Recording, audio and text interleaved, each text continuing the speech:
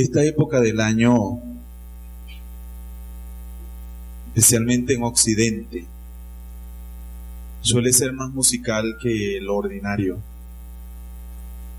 Escuchamos músicas por todas partes. En los establecimientos comerciales hay música de esta época que se escucha en la radio, que se canta en la casa y también se entona en los templos. A veces pienso que la música es usada para esconder, no tanto para expresar. Por ejemplo, el ruido a veces lo que quiere esconder es un gran vacío. Los que hacen alarde de sus cornetas, el gran vacío de significado y valor que tiene. Algunos muchachos que no solo están perdiendo su capacidad auditiva, sino que quieren llamar la atención de una manera inapropiada. También sé de personas que en este tiempo con la música tratan de olvidar las penas. Y cantan para sentirse alegres, pero en el corazón hay un gran vacío. Una vez escuché decir que quien canta ora 2 veces. Por supuesto, cuando cantamos a Dios. Y he dicho, a propósito de esta serie que comenzamos el domingo próximo pasado, que el pueblo creyente, el pueblo que tiene fe en Dios, del Antiguo, Nuevo Testamento y en la historia, siempre ha sido un pueblo que canta. Canta sus penas, canta las alegrías, canta las tristezas. La gente no entiende por qué el pueblo cristiano canta todo el tiempo, hasta cuando despedimos a un ser querido. Porque encontramos en el canto, he dicho, una manera hermosa y una manera profunda de hacer declaraciones de fe. Hemos comenzado, a propósito de este tiempo de Navidad, una serie corta que llamamos 3 cantos de liberación. Y el primer canto que consideramos fue el canto de María, llamado Magnificat, porque del latín traduce las primeras palabras con que comenzó el canto según el Evangelio de Lucas, que dice: engrandece mi alma al Señor. La tradición cristiana tomó estos 3 cantos que están en Lucas, en los capítulos 1 y 2, conocidos como los capítulos de la infancia, o el Evangelio de la infancia, porque es el único evangelio que aporta unos datos de la infancia de Jesús que no los otros. Pero en estos 2 primeros capítulos también encontramos estos 3 cantos: el canto de María, Magnificat, el canto de Zacarías, que consideraremos hoy, y el canto de Simeón. Ya he dicho que estos cantos se nombran en la tradición cristiana por el latín, a partir de las primeras palabras con que comienzan los cantos. Y el canto de Zacarías comienza con una bendición, por eso se le ha llamado el Benedictus. Porque Zacarías dice: bendito sea el Señor. Es un canto de bendición. Como el canto de Simeón, el último de los 3 cantos, se conoce como Nunc Dimittis, que significa: ahora pues despide a tu siervo en paz, ya me puedo ir tranquilo, porque mis ojos han visto al Rey que tanto esperaba. Antes de examinar el canto de Zacarías, que es un canto de 2 estrofas que van del 68 al 75 en el capítulo 1 de Lucas, y la segunda estrofa que va del 76 al 79. Y he llamado este canto Benedictus, bendición por la visita y liberación del Señor. Zacarías bendice al Señor porque Él nos visita. Ya voy a explicar qué significa esa visita. Pero antes de ir al canto propiamente, a mí me parece importante que revisemos un poquito para conocer más de este señor llamado Zacarías, un anciano. Conocer un poquito de Zacarías y de su esposa. En los versículos que anteceden el capítulo 1 de Lucas dicen que era parte de una corte sacerdotal. Abías era su grupo sacerdotal. Eran sus colegas con quienes él ministraba. Dice la Biblia que estaba casado con una mujer llamada Elizabeth, en algunas versiones mencionada Isabel. Ambos eran ancianos, no tenían hijos, no tenían prole, no habían podido procrear, pero eran personas temerosas del Señor. Temían al Señor. Les preocupaba obedecer la palabra del Señor y mantener una vida intachable a estos ancianos. Pues una ocasión le tocó a su grupo quemar inciensos en el templo. Y lo que no advertía o no imaginaba Zacarías, que en el lado derecho de allí del altar se le aparecería un ángel del Señor. Zacarías se turbó, se asustó. Y el ángel, quizás viendo su cara, le dice: Zacarías, no tengas miedo, no te preocupes, tranquilo Zacarías, no te vaya a dar un patatú acá. Quédate tranquilo. Quédate tranquilo y miren lo que le dice: tu oración ha sido escuchada. Doble sorpresa. Porque primero que se le aparezca un ángel en un servicio ordinario de trabajo, de ministerio, y luego te diga: tu oración ha sido escuchada. La primera pregunta es: ¿cuál oración? O usted se acuerda de lo que tanto le ha pedido a Dios. Tu mujer va a quedar embarazada. Van a tener un hijo. Le vas a nombrar Juan. Y él va a ser un muchacho importante, va a ser un hombre importante. Más adelante veremos en qué consistía la importancia de este Juan. Entonces, no sabemos, yo he confesado a mis hermanos que a mí me parece exagerada la respuesta del ángel Gabriel con Zacarías. Porque el ángel le dice: por cuanto no has creído a lo que yo te he dicho, porque dice: ¿cómo es posible que vamos a tener un hijo si mi esposa y yo estamos tan viejitos? Estamos mascando el agua. ¿Cómo vamos a tener hijos? Y a mí me parece un poco fuerte la respuesta, porque le dice: por cuanto no creíste, ahora vas a quedar sin habla, vas a quedar sin voz, no vas a hablar hasta que el muchacho nazca. Como a una vez se les parece exagerada la medida tomada con Moisés cuando se le dijo que tocara la roca o la piedra y él la golpeó, y por eso no se le permitió entrar a la tierra prometida después de haber hecho lo que hizo. Son cosas que no comprendo, pero le aseguro algo: si el cielo toma una medida en la tierra, tiene algún propósito, aunque nosotros no lo comprendamos. Y quedó sin habla. Permítame decirle una anécdota más, un caso anecdotario o anecdótico, pero está aquí en el Evangelio. Cuando fueron a presentar al muchacho, le preguntaron a Elizabeth: ¿cómo se llama? Y dijo: Juan. Pero ¿y de dónde es Juan? Si ninguno de la familia se llama Juan. No, pero se va a llamar Juan. Entonces, respetando al hombre que estaba ahí, no hablaba, pero estaba ahí, le preguntaron: mira, ¿cómo se llama? Y el hombre escribió en una tablita y dijo: Juan, se llama Juan. Pero llegó un momento en que se le soltó la lengua a Zacarías. Y no para decirle a Elizabeth todo lo que no le había podido decir los meses de embarazo y demás, porque lo mejor se lo escribía en tablita, pero sí se le soltó la lengua para alabar al Señor. Alabó al Señor. A veces Dios nos quita el habla, no físicamente, pero nos pasa por unos procesos de silencio. Y ahí en el silencio, de hablar poco, de discutir menos, nosotros aprendemos sabiduría. Porque es que hablamos mucho y siempre andamos llenos de ruido, y pocas veces estamos en el silencio y en la quietud del corazón meditando en el Señor las cosas que Él ha hecho. Necesitamos aguantarnos un poquito. Quieto nomás, aquíétese nomás, quédese tranquilo un rato, revise, medite, piense, no ande acelerado así, porque va a seguir llevándose por delante tantas cosas y haciéndose daño. 3 cosas voy a decir antes de revisar las 2 estrofas. Lo primero, que aprendemos de esta pareja,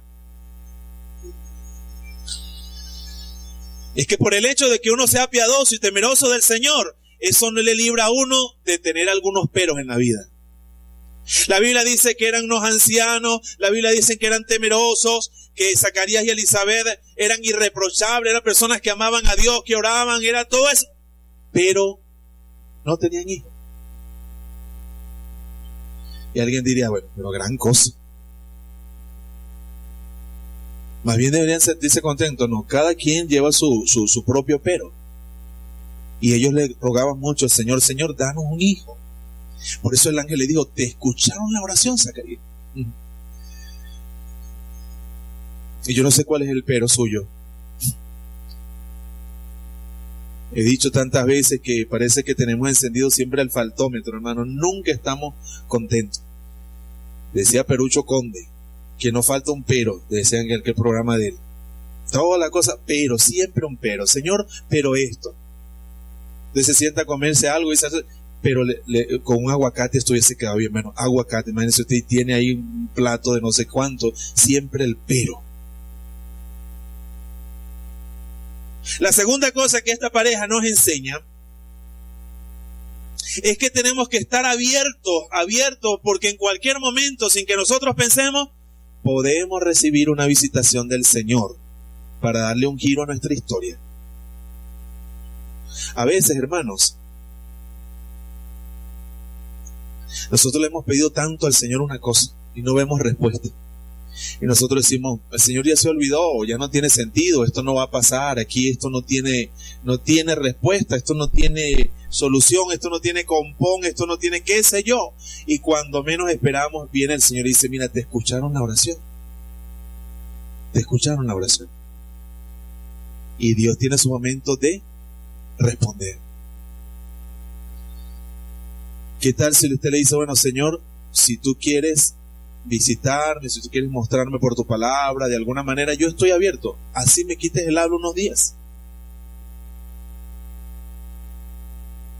Y lo tercero es precisamente que nosotros necesitamos estar dispuestos a someter nuestra voluntad, a someter nuestra fe, nuestra obediencia al Señor, aunque no entendamos lo que está pasando, para hacer su voluntad, para ver su gloria, para ver su gloria. Vamos a revisar. Prometo que seré más breve en este culto incluso que en el otro, pero ha ido corriendo muy bien hasta acá. Así lo siento. El versículo 68. Lucas 1, 68. La primera estrofa de este canto de bendición tiene que ver con la bendición por la visita del Señor para liberarnos. Alguien ha dicho que este canto en su estructura es judío, pero en su sustancia, en su sentimiento es cristiano. Y ya se van a dar cuenta por qué. Porque Zacarías bendice al Señor recordando las promesas de Abraham, la promesa hecha por los profetas de que Dios iba a librar a Israel de sus opresores. Y esa esperanza de que Dios iba a librar al pueblo de los opresores se había pasado de generación en generación. Este anciano, ¿cuántas veces no habrá dicho, viendo a los romanos que oprimían al pueblo, Señor, ¿cuándo nos vas a librar de esta situación? Y llegó el día cuando dice, bendito el Señor Dios de Israel, que ha visitado y redimido a su pueblo. Y aquí quiero detenerme para hablar un poquito de eso, porque la bendición es porque Dios nos ha visitado. No es como el Dios de la mitología griega, de esos dioses de la mitología que se quedaban en un monte. Y ellos vivían en ese monte. Y por eso supuestamente uno de esos dioses llamado Hermes bajaba del monte, de allá de los dioses, a donde estaba la gente, y le traducía el mensaje de los dioses a la gente, y luego tomaba los mensajes de los hombres y se iba al monte y se le contaba a los dioses. Pero los dioses estaban allá y los mortales acá. Zacarías dice, Señor, mi alma te bendice por tu visitación. Claro, en el pensamiento de Israel era que viniera un Mesías, pero Israel lo pensaba así como con espada, con armas, con caballería, que iba a pelear y que los iba a librar política y físicamente. Y yo sí creo que nosotros tenemos que orar por la liberación completa de todo tipo de opresión de los pueblos y de los seres humanos. Pero Israel, en su esperar y en su desespero, tuvo una expectativa mesiánica militar y ellos creían que la liberación iba a venir con las armas físicas. Y Lucas se encarga de decir que la liberación Dios la iba a hacer por medio de Cristo, pero no con el poder de las armas, sino con el poder ¿de quién? Del Espíritu Santo.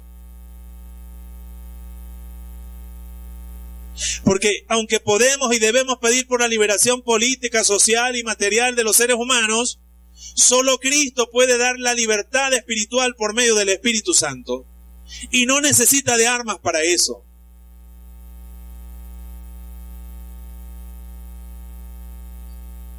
Versículo 68. Dios nos visitó finalmente en Jesucristo que se encarnó, que ha venido a redimirnos, que dice Juan 1:14, y aquel verbo se hizo carne y habitó entre nosotros. Pero Él no es como los dioses de la mitología griega. Él vino para quedarse con nosotros, hermano. Y esa es la diferencia. Por favor, cápteme esto que es muy importante.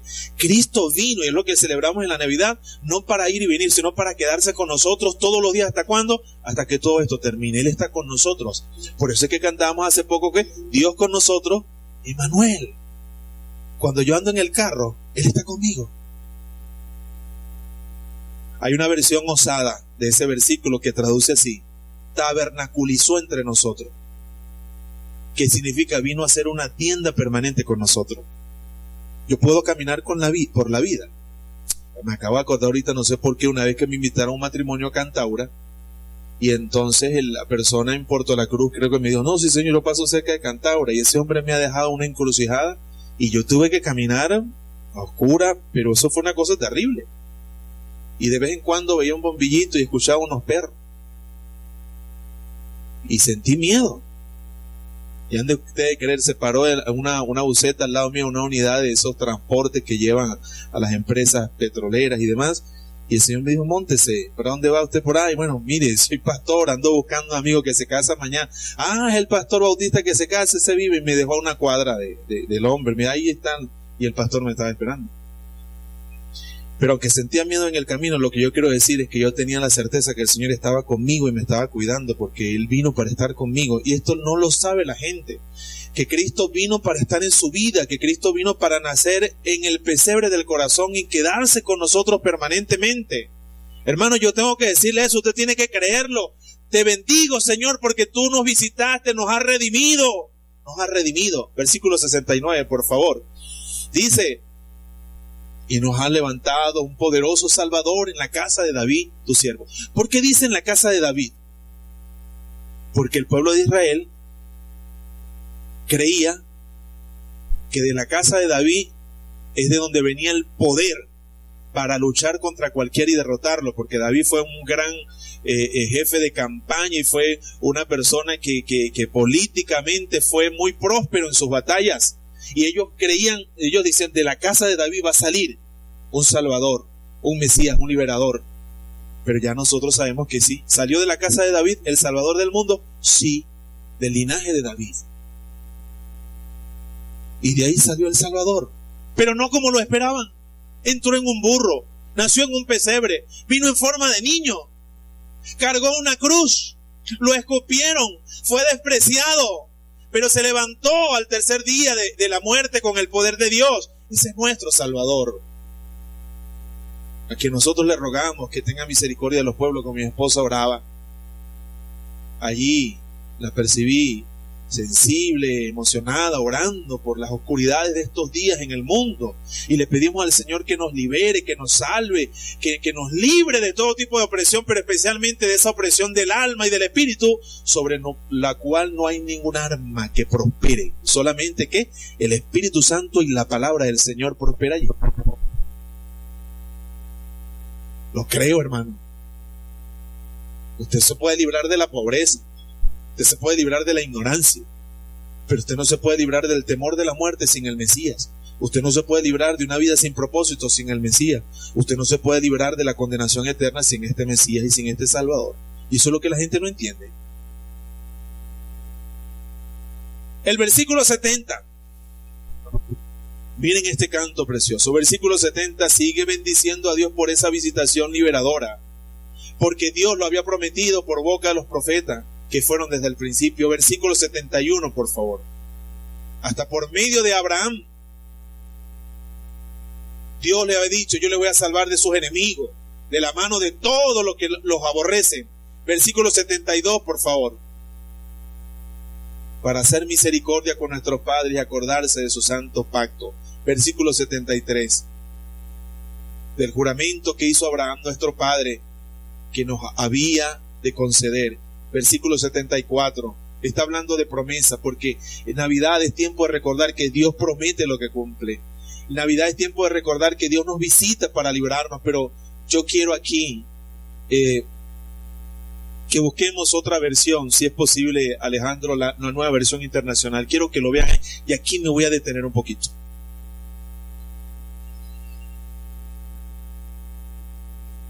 ¿Cómo vive la gente que es oprimida todo el tiempo? ¿Cómo vive? ¿Cómo vive? Con miedo. Así viven los niños en los lugares donde lanzan bombas. Viven con un terror todo el tiempo. Así viven la gente en las fronteras. Así vive la gente que van por los caminos buscando otra vida. Así viven las mujeres maltratadas. Así viven los jóvenes abusados. Viven con miedo. O así vive la gente con ausencia, con unos grandes vacíos. Viven con un miedo y con un temor. Usted puede sentir tres tipos de miedo. Hay gente que le tiene miedo al pasado. Le tienen temor a un pasado que no han sanado y no han cerrado. Le tienen miedo a que la gente conozca ese pasado. Hay otros que viven con miedo al presente, porque es muy amenazador, porque es muy hostil, porque es muy difícil vivirlo. Hay otros que le tienen miedo al futuro.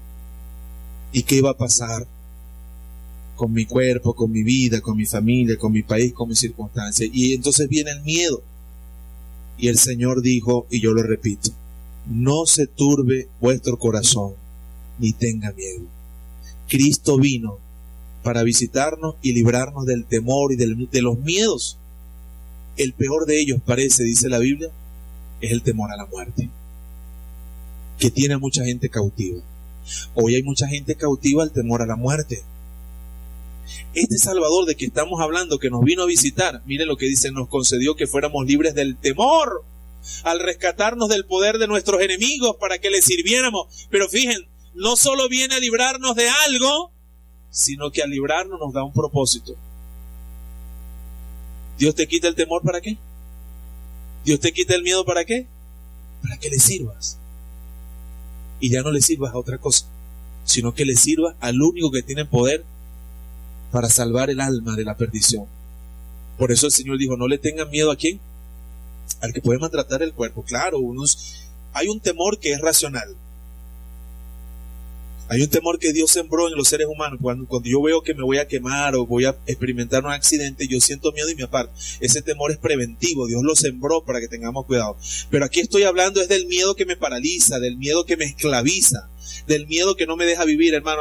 Yo he conocido muchas personas que se han dejado robar sus sueños por el miedo. Tengo miedo. Y así se nos pasa la vida. Y luego nos morimos con la sensación de que el miedo se sigue riendo. Pero dice: el Señor vino a rescatarme del temor para que yo le sirva. Para que yo le sirva. Permítanme decirlo así, no tenía pensado decirlo, pero por alguna razón me siento más distenso con ustedes, porque somos pocos hoy. Pero le voy a decir una cosa: no conozco vida más poderosa que vivir sin miedo. Vivir sin miedo. Porque ya no hay nada que temer. El Señor sabe todo. Es como que si ya sabemos el final de la película. Es como que si ya sabemos en qué terminó el juego. Y yo estoy confiado en Él. Ahora no lo entiendo. Ahora me preocupo. Ahora digo, Señor, ¿y cómo le vamos a hacer? Y todo lo demás. Pero yo sé para dónde va la historia. Y yo digo, Señor, y yo estoy confiado en ti. Ahora díganme ustedes si estos no son tiempos para decir, Señor, yo quiero servirte a ti sin miedo. Yo quiero servirte sin miedo. Y llegamos a la última parte del canto, pues son 2 estrofas nomás. El canto de la semana pasada tenía 3 estrofas. El canto de esta semana tiene 2 estrofas. Yo no sé cuánto tiene el de la semana que siga, porque no hemos revisado todavía lo de Simeón, pero quiero que pasemos al versículo 75. Vamos al 76, donde comienza la segunda estrofa. Dice, y tú, hijo mío. ¿Quién está cantando? ¿Está cantando por inspiración de quién? Y al cantar está profetizando. El canto de Zacarías es tanto inspiración del Espíritu como profecía. Debo decir esto. Hoy no hay canciones cristianas inspiradas por el Espíritu Santo.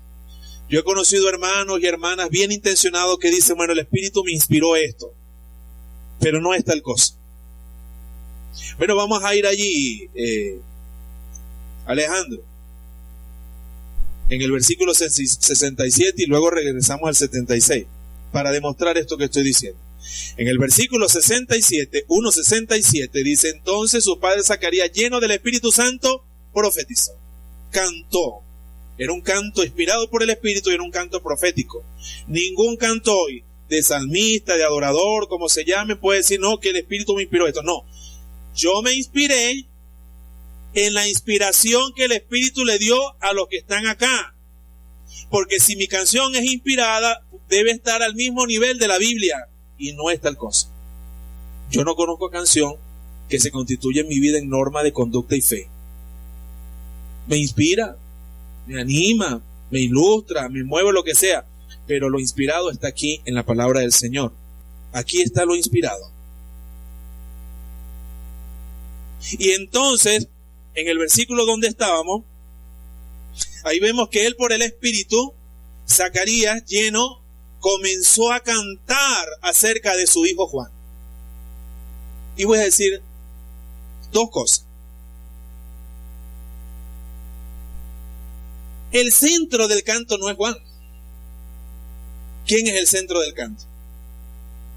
El Señor. Juan apenas era un llamado profeta del Altísimo que iría, ¿quién? Delante del Señor para prepararle el camino al Señor. O sea, yo creo que Juan no tenía problema con que le dijeran telonero. ¿Sabes lo que es un telonero? Dice, no, usted va a un concierto. ¿Tú sabes lo que es un telonero, Alexander? Usted va a un concierto y entonces hay unas agrupaciones que arrancan a partir de las 7 de la noche. A las 3 de la mañana llegan los que son, pues, los que la gente quería escuchar. Todo lo demás le llaman teloneros. No tapa hueco porque están haciendo su camino. Pero, ¿saben que yo fuera telonero? Que a mí me digan, tú eres telonero del Señor Jesucristo, yo voy bien. Porque Juan le está preparando la alfombra roja a Jesús. Porque Juan está allanándole el terreno, así como con un machete, y comenzó a quitar los troncos y todo lo que estaba estorbando, aplanó el camino. ¡Qué ministerio tan grande! Juan era un tipo exótico. Era un tipo peculiar. La Biblia dice que se la pasaba en el desierto porque era el ministerio profético. ¿Se vestía con qué? Con pieles de camello. ¿Y comía qué? Una dieta extraña. Yo no sé a qué sabe eso, pero miel con langostas, con taras, con bichitos que saltan. Y se los comía. Eso supuestamente tiene muchas proteínas por su grasa y lo demás, y friticos saben muy bien. No se preocupen por eso. Entonces comía eso, pero no solo eso. Juan era un hombre valiente y frontal. Una vez le dijo a la autoridad suprema política, zorra, tú eres una zorra. Que sea Juan metiéndose con la autoridad. perverso, eres un perverso, eres una zorra. Y claro, bueno, eso le costó muchas cosas. En un banquete, el poderoso termina decapitado. En un momento de flaqueza y de humanidad, cuando él veía que las cosas pasaban y las cuentas no le cuadraban, le mandó a preguntar a Jesús con su discípulo: pregúntenle al Señor si Él es a quien esperamos o tenemos que esperar a otro, porque no me están cuadrando las cosas. Y Jesús dijo de Juan esto: vayan y díganle a Juan lo que están viendo. Los ciegos ven, los cojos están saltando, miren los milagros que estoy haciendo. Pero otra cosa dijo Jesús de Juan: no he conocido hijo nacido de mujer, varón nacido de mujer, que sea más grande que Juan el profeta. Miren lo que dijo el que es del telonero: no hay gente más grande que él. Ahora quiero decir una cosa más de Juan para pasar a su ministerio. Y es que Juan fue una persona humilde. En una ocasión Juan dijo: es necesario que yo mengüe para que ¿quién? Para que el Señor crezca. Y él no tenía ningún problema en decir: Señor, pasa, tú eres el que es aquí. Le dijo el Cordero de Dios que quita el pecado del mundo. Y a sus discípulos le dijo: detrás de mí, no porque sea menos, yo apenas voy barriendo, pero detrás de mí viene uno que los va a bautizar a ustedes con fuego. Y yo no soy digno ni siquiera de desatarle el calzado de las sandalias al que viene. ¿A quién refería? A Jesús. El centro del canto de Zacarías no es su hijo. Él canta de alegría porque su hijo, Dios le había dado la misión hermosa de que sirviera al Señor. Y aquí viene lo segundo: el ministerio que Dios le dio a Juan. Pero mire, hermano, yo cuando leí este pasaje, porque vamos a seguir leyendo, mire, será llamado Hijo del Altísimo y dará ante el Señor, darás a conocer a su pueblo la salvación mediante el perdón de sus pecados. Mire, el ministerio de este muchacho es un ministerio grande. Hijo, es como diciendo: hijo mío, en mi vejez Dios me concedió tenerte, y tú vas a ser uno que va a hacer volver a mucha gente al Señor. ¿Sabe lo que es eso? Que un hijo de uno, que un nieto de uno, que un familiar de uno, Dios lo use para hacer que la gente se vuelva de sus malos caminos y se arrepientan para que vengan a Dios. Es una cosa muy grande. Y yo decía, vamos a ver, 78. Gracias a la entrañable misericordia de nuestro Dios, así nos visitará desde el cielo el sol naciente. ¡Qué bonito! Esa versión. Para dar luz a los que viven en tinieblas, en la más terrible oscuridad, para guiar nuestros pasos por la senda de paz. El niño crecía, dice la Biblia. Ya esto no es parte del canto. El niño crecía y se fortalecía ¿en qué? En espíritu, y vivió en el desierto hasta el día en que se presentó públicamente al pueblo de Israel. Juan fue esperado con gozo por sus padres y por mucha gente. Juan era una persona valiente que decía la palabra del Señor, que invitaba al arrepentimiento. Juan llamaba a la gente a tres cosas. Uno, que se sintieran mal por vivir lejos de Dios. Dos, que confesaran su pecado al Señor, que no se lo guardaran. Y tres, que hicieran el firme propósito de abandonar esa vida e ir tras el Mesías que estaba llegando, y de vivir para el Mesías. Voy a repetir las tres cosas, porque en Navidad tenemos que hacer eso. En Navidad, tanto como podamos, tenemos que hacerle ver a la gente que tiene que sentirse mal por vivir lejos de Dios. No está bien vivir lejos de Dios. Segundo, tenemos que invitar a la gente en Navidad que confiese sus pecados al Señor. Contra ti, Señor, he pecado. Y tercero, tenemos que invitar a la gente a que haga el firme propósito de abandonar esa vida y seguir al Señor. Mucha gente tiene simplemente dolor, pero no cambia. Y Juan decía: arrepentíos y convertíos. ¿Por qué? Porque el reino de los cielos se ha acercado. Y lo decía con urgencia. Que yo me hubiese gustado ver a Juan profetizando y predicando. Le decía a la gente, pero con gallardía y con fuerza: arrepiéntanse, vuélvanse al Señor, el reino del cielo se ha acercado, viene el juicio, escapen del juicio, dejen los malos caminos. El que robe, no robe más. Y andaba diciendo a la gente, abandonen esa vida, vuélvanse al Señor, conviértanse de un vuelco al Señor para que puedan seguir al Mesías de la vida y de la esperanza. Bueno, hoy hemos visto el segundo canto, el canto de Zacarías llamado Benedictus, con 2 estrofas, una bendición por la visita y la liberación de Dios, y una bendición porque el Señor nos llama al arrepentimiento y utiliza a sus siervos para eso. Yo quiero invitarle a orar. Vamos a orar en este momento, pero vamos a estar de pie, por favor, para responder a este mensaje. No levante la mano, es una pregunta retórica. No levante la mano. Pero ¿quiénes salimos de aquí listos a hacer del canto de Zacarías nuestro propio canto para decir, Señor, bendito sea que nos ha visitado para librarnos de tantos temores? ¿Quiénes de aquí estamos listos para decir, Señor, te bendecimos porque nos llamas al arrepentimiento? Pero quién sabe, hermano, si aquí hay una persona que todavía no ha hecho pública esa decisión, yo le quiero invitar en el nombre de Jesús que levante su mano, y yo entenderé que me dice, pastor, yo hoy quiero volverme a Dios. No quiero seguir en una vida sin Dios. Yo quiero vivir con mi Señor. Quiero vivir para mi Señor. Quiero servirle sin miedo. ¿Hay alguien así? Pregunto. Que levante su mano, yo quiero orar. Si hay una persona así, quiero orar. Si no lo ha hecho, si usted lo ha hecho, no levante su mano. Pero si no lo ha hecho, quiere levantar su mano, yo quiero orar con usted. Entenderé que me dice, pastor, ore conmigo y ore por mí. Yo tomo esa decisión hoy. Vamos a orar. Padre, vamos saliendo a nuestra casa.